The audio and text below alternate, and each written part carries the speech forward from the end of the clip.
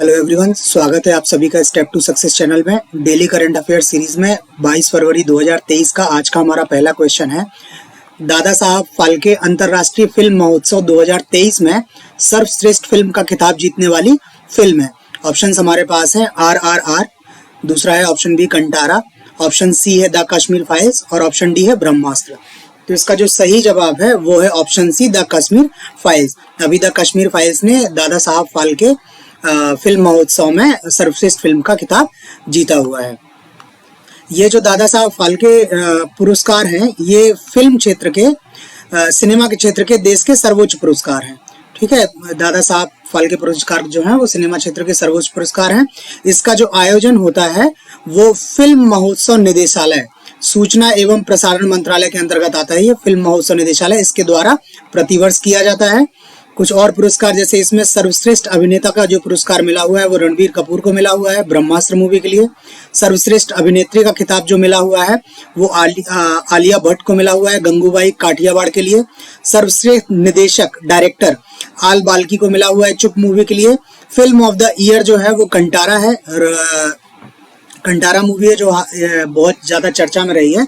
और दो पुरस्कार और मिले हैं, एक फिल्म इंडस्ट्री में उत्कृष्ट योगदान के लिए, ये है फिल्म इंडस्ट्री में उत्कृष्ट योगदान के लिए रेखा को मिला हुआ है, और संगीत इंडस्ट्री में उत्कृष्ट योगदान के लिए हरिहरन को पुरस्कार मिला हुआ है। ये दो विशेष पुरस्कार दिए हुए हैं। तो ये और भी उसके अलावा है सहायक अभिनेता, सहायक अभिनेत्री, ये आप लोग देख सकते हैं। मुझे जो इम्पोर्टेंट लगा वो मैंने इसमें शेयर कर दिया हुआ है। नेक्स्ट क्वेश्चन पे चलते हैं। नेक्स्ट क्वेश्चन हमारे पास है, हाल ही में भारतीय पेमेंट सिस्टम भुगतान प्रणाली UPI को किस देश के पेमेंट सिस्टम के साथ जोड़ा गया है? ऑप्शन है हमारे पास, option A Nepal, option B Bhutan, option C Thailand और ऑप्शन डी सिंगापुर। तो अभी हाल ही में भारत ने सिंगापुर के साथ एक एग्रीमेंट किया है जिसमें भारत के UPI को सिंगापुर के पेमेंट सिस्टम के साथ जोड़ा गया हुआ है। ये जो सिंगापुर का पेमेंट सिस्टम है, भारत का तो UPI है ही, यूनिफाइड पेमेंट इंटरफेस, और सिंगापुर का जो पेमेंट सिस्टम है पे नाउ, इसके साथ जोड़ा गया है। तो अब क्या हो सकता है कि सिंगापुर से भी रियल टाइम में UPI के थ्रू भारत को पैसा भेजा जा सकता है। जो रेमिटेंस आता है, जो भारत लगातार शीर्ष स्थान पर रहता है रेमिटेंस प्राप्त करने में विदेशों से, जो वहाँ हमारे भारतीय लोग रहते हैं, नौकरी करते हैं, वो जो देश में पैसा भेजते हैं रेमिटेंस बोलते हैं, वो अब सिंगापुर से UPI के थ्रू बड़े इजीली आ सकता है। तो ये एक अच्छा डेवलपमेंट है, UPI को भी एक अच्छा एक्सपोजर मिल रहा है। नेक्स्ट क्वेश्चन पे चलते हैं। नेक्स्ट क्वेश्चन है, हाल ही में वेदांता कंपनी ने फॉक्सकॉन के साथ मिलकर सेमीकंडक्टर जो चिप्स होती हैं, लगभग सभी जगह आजकल चिप्स यूज होती हैं, मोबाइल्स में, टीवीज में, सारे कुछ में। तो ये जो सेमीकंडक्टर हैं उनके उत्पादन के लिए संयंत्र लगाने की घोषणा की है। यह संयंत्र लगाया जाएगा, ये संयंत्र कहाँ लगाया जाएगा ये जगह पूछिए। इसमें ऑप्शंस आपके पास है, option A Dholera, option B Alang, option C Motera और ऑप्शन डी मोरबी। तो इसका जो सही जवाब है वो है ऑप्शन ए धोलेरा। धोलेरा अहमदाबाद में स्थित है, वहां ये वेदांता कंपनी ने बोला हुआ है कि वो ये सेमीकंडक्टर उत्पादन की फैक्ट्री वहां पे लगाने वाला है। अच्छा, अलंग के बारे में आप जान लीजिए। अलंग जो है, यहाँ पे शिप रैकिंग होती है, जो जहाज जो सर्विस से खत्म हो जाते हैं उनको यहाँ पे तोड़ा जाता है, टुकड़ों में काटा जाता है, इसलिए इसको ग्रेवयार्ड ऑफ शिप्स भी बोलते हैं। ये भारत का सबसे बड़ा शिप रैकेज यहाँ पे होता है। ये मोटेरा जो है ये भी गुजरात में है, अलंग भी गुजरात में है, मोटेरा भी गुजरात में है। यहाँ सबसे बड़ा क्रिकेट स्टेडियम है, नरेंद्र मोदी स्टेडियम, चर्चा में बना रहता है।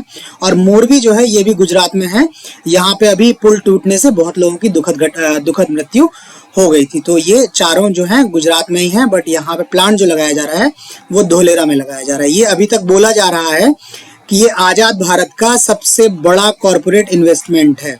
ठीक है, 1,54,000 करोड़ की कुछ अनुमानित निवेश है, और ये भारत की पहली सेमीकंडक्टर उत्पादन इकाई है।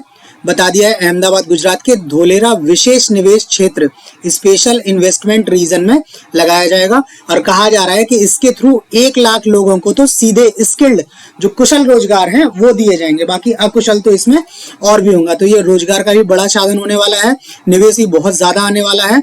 और इससे क्या होगा कि अभी तक सेमीकंडक्टर्स जो चिप्स हैं उसके लिए भारत अभी तक आयात पर निर्भर होता है, और कई बार कुछ डिस्टर्बेंस होता है जिसकी वजह से ये चिप्स नहीं आ पाते, सारा प्रोडक्शन लाइन रुक जाता है। लेकिन अब अगर भारत में उत्पादन होगा तो पहले तो भारत की सप्लाई चेन ज्यादा स्ट्रांग हो जाएगी, और चीजें सस्ती हो जाएंगी, और भारत इसको बड़े पैमाने पर अगर उत्पाद कर रहा है तो इसको निर्यात भी कर सकता है। तो भारत के लिए एक बहुत अच्छा डेवलपमेंट है। नेक्स्ट क्वेश्चन पे चलते हैं। नेक्स्ट क्वेश्चन हमारे पास है I2U2 की पहली वाइस मिनिस्ट्रियल मीटिंग आयोजित की जा रही है। ऑप्शंस हमारे पास हैं, option A Delhi, option B Abu Dhabi, option C Washington DC और ऑप्शन डी जेरूसलम। तो पहले तो ये I2U2 जो है ये एक संगठन है, इसमें 2 आई हैं और 2 यू हैं। ये आई जो है एक इंडिया को रिप्रेजेंट करता है, एक इजराइल को रिप्रेजेंट करता है, ये एक यूएसए को रिप्रेजेंट करता है और एक यूएई। तो ये 4 देश हैं, इंडिया, इजराइल, यूएसए और यूएई, इन 4 देशों का ये संगठन है। तो इनकी जो पहली वाइस मिनिस्ट्रियल मीटिंग जो है वो भी अबू धाबी में आयोजित की जा रही है। ये जो 4 बाकी नाम लिखे हैं, जैसे इंडिया की राजधानी दिल्ली हो गई है, यूएसए की राजधानी वॉशिंगटन डीसी है और यूएई की राजधानी नहीं लिखी है इसमें, और इजराइल की राजधानी जो है जेरूसलम हो गई है। ये फुल फॉर्म भी हमने इसमें आगे लिखा हुआ है I2U2 में, इंडिया, इजराइल, यूएसए और यूएई। तो ये पहली मीटिंग होने वाली है। नेक्स्ट क्वेश्चन पे मूव करते हैं। नेक्स्ट क्वेश्चन जो है, हाल ही में रूस ने अमेरिका के साथ अपनी किस संधि में अपनी सहभागिता को निलंबित, सस्पेंड कर दिया है। अभी एक यूएसए और रूस के बीच बाइलेटरल एक ट्रीटी थी, द्विपक्षीय संधि थी, कई सालों से लगातार चली आ रही थी। अब रूस ने बोला है कि वो इसको सस्पेंड कर रहा है, अब इस संधि का वो पार्ट नहीं है। ऑप्शंस हमारे पास हैं, option A start 1, option B new start, option C Stuart और option D salt, SORT salt. तो इसका जो सही जवाब है वो है ऑप्शन बी न्यू स्टार्ट। ये न्यू स्टार्ट संधि जो है रूस और अमेरिका के बीच में थी, जिसको रूस ने बोला हुआ है कि अब इसमें मैं सहभागी नहीं हूं, उसने सस्पेंड कर दिया है। जो स्टार्ट है इसका फुल फॉर्म है स्ट्रेटेजिक आर्म्स रिडक्शन ट्रीटी, सामरिक सशस्त्र न्यूनीकरण संधि। जैसे नाम से क्लियर हो रहा है, इस संधि के अकॉर्डिंग दोनों देशों ने ये डिसाइड किया था कि ये धीरे धीरे अपने जो ये सामरिक शस्त्र हैं, जो हथियार हैं, उनकी संख्या को कम करेगा। ठीक है, तो ये इस तरह की संधि थी जिसमें रूस ने अभी मना कर दिया। ये जो न्यू स्टार्ट ट्रीटी है वो 5 फरवरी 2011 को लागू हुई थी। न्यू स्टार्ट संधि जो है, एक उसके पहले संधि चल रही थी स्टार्ट संधि, 1991 में आई हुई थी। तो स्टार्ट संधि जब खत्म हुई उसके बाद ये 5 फरवरी 2011 से न्यू स्टार्ट संधि लागू हो गई। इसके बाद एक ये शॉर्ट जो पहले ऑप्शन में लिखा हुआ था ना, स्ट्रेटेजिक ऑफेंसिव रिडक्शन ट्रीटी, वर्ष 2002 में ये जब न्यू स्टार्ट संधि आई तो ये शॉर्ट को भी समाप्त कर दिया था। और इस न्यू स्टार्ट संधि में क्या था कि इन्होंने बोला था कि 700 रणनीतिक लॉन्चर और 1550 ऑपरेशनल वॉरहेड्स की मात्रा को दोनों पक्षों के लिए सीमित करना था, कि इनके पास जो रणनीतिक लॉन्चर हैं वो 700 से अधिक नहीं होंगे, ऑपरेशनल वॉरहेड्स हैं वो 1500 से 50 से अधिक नहीं होंगे दोनों देशों के पास मिलाकर। इस संधि से अभी रूस ने मना कर दिया है और बोला है कि अगर यूएस कोई परीक्षण करता है तो हम भी परीक्षण करने में चूकेंगे नहीं। तो अभी वैसे भी यूक्रेन की वजह से टेंशन चल रही है, इस स्टेप की वजह से हो सकता है कि टेंशन और बढ़ जाए। नेक्स्ट क्वेश्चन पे मूव करते हैं। नेक्स्ट क्वेश्चन है, 21 फरवरी को यूनेस्को द्वारा किस थीम विषय के साथ अंतरराष्ट्रीय मातृभाषा दिवस मनाया जाएगा। ऑप्शंस हमारे पास हैं, ऑप्शन ए बहुभाषी शिक्षा को बदलने की आवश्यकता, ऑप्शन बी बहुभाषी मातृभाषा को बदलने की आवश्यकता, बहुभाषी देश शिक्षा को बदलने की आवश्यकता और बहुभाषी विश्व शिक्षा को बदलने की आवश्यकता। तो इसका जो आंसर है वो ठीक आंसर है ए, ऑप्शन ए, बहुभाषी शिक्षा को बदलने की आवश्यकता। तो यूनेस्को ने ये बहुभाषी शिक्षा को बदलने की आवश्यकता थीम के साथ इस बार अंतर्राष्ट्रीय मातृभाषा दिवस मनाने की घोषणा की है। ये प्रतिवर्ष वर्ष 2000 से 21 फरवरी को मनाया जा रहा है। अच्छा, ये मातृभाषा दिवस हो गया। राष्ट्रीय हिंदी दिवस जो है वो 14 सितंबर को मनाया जाता है और विश्व हिंदी दिवस जो है वो 10 जनवरी को। यहाँ कंफ्यूज नहीं होना है, राष्ट्रीय हिंदी दिवस 14 सितंबर को, विश्व हिंदी दिवस 10 जनवरी को और मातृभाषा दिवस 21 फरवरी को। और भारतीय संविधान की 8वीं अनुसूची में जो है वो कुल 22 भाषाएं, एक एडिशनल फैक्ट है, ये कई बार पूछ लिया जाता है कि 8वीं अनुसूची में क्या है, तो भाषाएं कितनी भाषाएं, टोटल 22 भाषाएं। पूछ लिया जाता है कि संविधान के किस सूची में भाषाएं हैं, तो 8वीं सूची में भाषाएं। और यहाँ ये जो बहुभाषी शिक्षा को बदलने की आवश्यकता है, इंग्लिश में इसको बोल रहे हैं multilingual education, a necessity to transform education. ठीक है, तो ये हो गया हमारा अंतर्राष्ट्रीय मातृभाषा दिवस के बारे में। नेक्स्ट क्वेश्चन पे मूव करते हैं।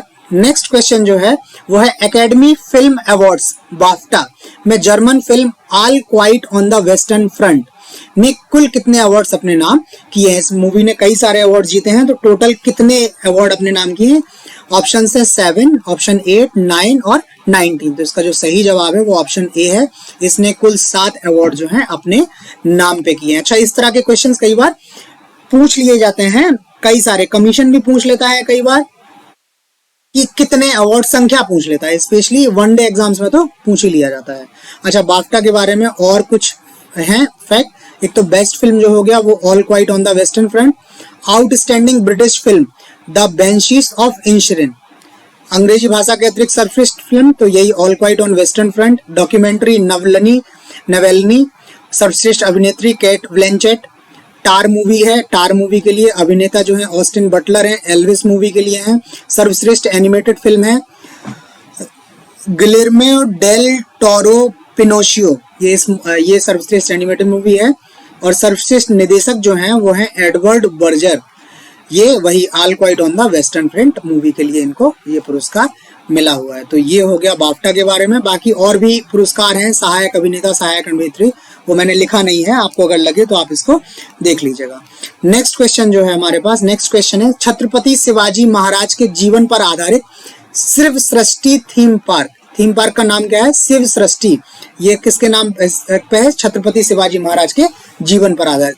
का पुणे में उद्घाटन, इसका उद्घाटन है पुणे में, किसके द्वारा किया गया? ये कई सारे क्वेश्चंस हैं, पूछा जा सकता है, इससे संबंधित है जो छत्रपति शिवाजी से है, कहाँ किया गया है, तो पुणे में है। ऑप्शन इसके हैं, option A Narendra Modi, option B Eknath Shinde, option C Nitin Gadkari और ऑप्शन डी अमित शाह। तो इसका जो सही जवाब है वो है ऑप्शन डी अमित शाह जी ने ये उद्घाटन किया हुआ है। इसके साथ कुछ और जो स्टैचूज हैं जिनका नाम काफी चर्चा में रहता है वो भी यहाँ पे लिखा हुआ है। स्टैचू ऑफ नॉलेज जो डॉक्टर बाबा साहेब भीमराव अंबेडकर जी की मूर्ति है, ये 60 फीट ऊंची प्रतिमा है लातूर महाराष्ट्र में, तो इसको स्टैचू ऑफ नॉलेज बोल रहे हैं। दूसरा स्टैचू ऑफ यूनिटी, ये तो लगभग सभी लोग जानते होंगे, ये दुनिया की सबसे ऊंची मूर्ति अभी तक सरदार वल्लभ भाई पटेल की 597 फीट 182 मीटर। ये फैक्ट पूछ लिया जाता है कि इस स्टैचू ऑफ यूनिटी की ऊंचाई कितनी है, तो फीट में अगर पूछता है तो 597 और वैसे 182 मीटर। फिर है स्टैचू ऑफ इक्वेलिटी, ये वैष्णव रामानुज संत हैं, उनकी है, हैदराबाद में स्थित है। स्टैचू ऑफ पीस राजस्थान में जैन मुनि आचार्य श्री विजय वल्लभ सूरीश्वर जी की 151 ऊंची प्रतिमा है, ये अष्ट धातु की प्रतिमा है। और उसके बाद है स्टैचू ऑफ प्रॉस्पेरिटी, ये बेंगलोर शहर के संस्थापक जो हैं नाथ प्रभु केम्पे गौड़ा, इनकी 108 फीट ऊंची प्रतिमा है। इनको जो नाथ प्रभु केम्पे गौड़ा है, इनको माना जाता है कि ये बेंगलोर शहर के संस्थापक हैं, इन्होंने बेंगलोर शहर बसाया हुआ था। तो ये स्टैचूज हैं, ये आपको कई बार मिलाने के लिए आ सकता है, पांचों इनके स्टैचूज के नाम दे दिए जाए और मिलाने के लिए दे दिया जाए कि कौन किससे संबंधित है। तो ये अच्छा क्वेश्चन है। ठीक है, तो आज करंट अफेयर्स में 22 तारीख के लिए हमारे पास इतना ही है। आपको ये इन्फॉर्मेशन जो है, जो भी क्वेश्चंस हैं वो कैसे लगे वो आप हमें लाइक करके और कमेंट करके बता सकते हैं।